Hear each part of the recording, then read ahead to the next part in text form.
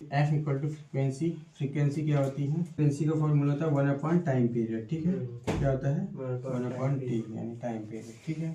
अच्छा, अब देखो एक चीज़ और, यहाँ पे जो है किसी स्टैंड टाइम पे जो वैल्यू आई यानी किसी एक पर्टिकुलर टाइम के पॉइंट, ठीक है, वहाँ पे किसी क्षणिक समय में, ठीक, किसी स्टैंड टाइम पे I equal to I0 sine omega T.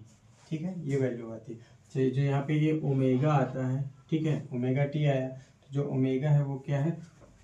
तो ओमेगा इक्वल टू होता है, ओमेगा को बोलते हैं एंगुलर वेलोसिटी। क्या बोलते हैं? Angular velocity.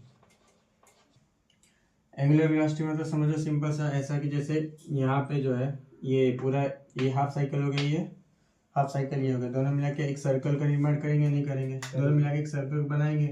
ठीक है, चलो एक सर्कल ले लिया, सर्कल का ये सेंटर पॉइंट हो गया। ठीक, अब यहाँ पे ये क्या कर रहा होगा? एंगल चेंज कर रहा होगा। मान लो एक फिक्स पॉइंट पी यहाँ से स्टार्ट करता है कोई सा, ठीक है, मान लो यहाँ पे रेस्ट पॉइंट है इसका। ठीक है, अभी यहाँ से जब स्टार्ट करेगा, ठीक है, तो यहाँ पे एंगल कितना होगा? 0 डिग्री इस पॉइंट के साथ में। ठीक, पी पॉइंट ले लो, यहाँ से इसका एंगल कितना होगा? अभी 0 डिग्री होगा यहाँ पे। अब इसके बाद धीरे धीरे इसको वो मान लो, तो इस ओपी लाइन के अकॉर्डिंग इसका क्या होगा? एंगल धीरे धीरे चेंज होगा या नहीं होगा? ओ के साथ में हो रहा होगा। तो ऐसे घुमाते घुमाते कितना घूमेगा? देखो भाई, ये यहाँ पे घूमा पाई घूमा यानी 180 डिग्री। ठीक है, इसके बाद ये कितना घूमेगा? और घूम जाएगा। अभी कितना घूम गया? 2 पाई घूम गया पूरा, है ना, यानी 360 डिग्री घूमा। और 360 डिग्री को हम क्या बताते हैं? 2 पाई बताते हैं। ठीक है, क्या बताते हैं? 2 पाई। अच्छा, इसके घूमने को अब ये एंगल किस स्पीड में मतलब एंगल किस स्पीड में चेंज कर रहा था, इसको क्या बोलेंगे? एंगुलर वेलोसिटी बोलेंगे। ठीक है, जैसे कोई डिस्टेंस, मान लो x डिस्टेंस है हमारे पास, ये a पॉइंट है और ये b पॉइंट हो गया। ठीक है, बीच का डिस्टेंस है x। यहाँ पे लीनियर वेलोसिटी कैसे बताओगे? कि अब यहाँ पे टाइम भी दिया होगा, मान लो t टाइम लगता है उसको यहाँ तक पहुँचने में, तो इसकी वेलोसिटी क्या हो जाएगी? v इक्वल टू x/t होगी या नहीं होगी?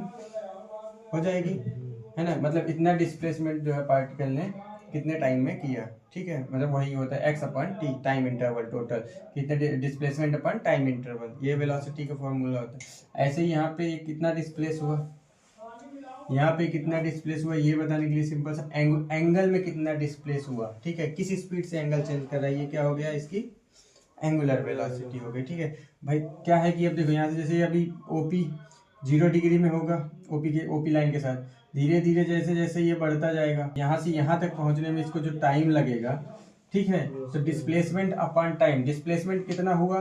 2 पाई हुआ एंगल में। ठीक है, एंगुलर डिस्प्लेसमेंट कितना हुआ? 2 पाई।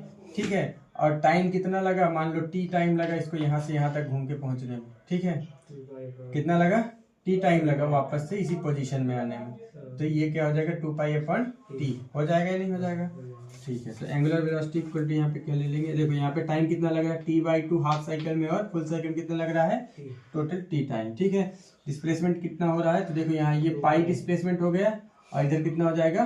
2 पाई डिस्प्लेस हो जाएगा। तो एंगुलर वेलोसिटी का फॉर्मूला क्या बनेगा? Omega equal to 2 pi divided by T. हाँ, 2 पाई/t। ठीक, अच्छा, इसको और भी बता सकते हैं दूसरे तरीके से। देखो ये 1/t इक्वल टू क्या है? फ्रीक्वेंसी। तो इसको लिख सकते हैं 2 पाई, क्या लिख सकते हैं? 2 पाई, इसको लिख सकते हैं 2 पाई अपॉन t है, यानी 1/t।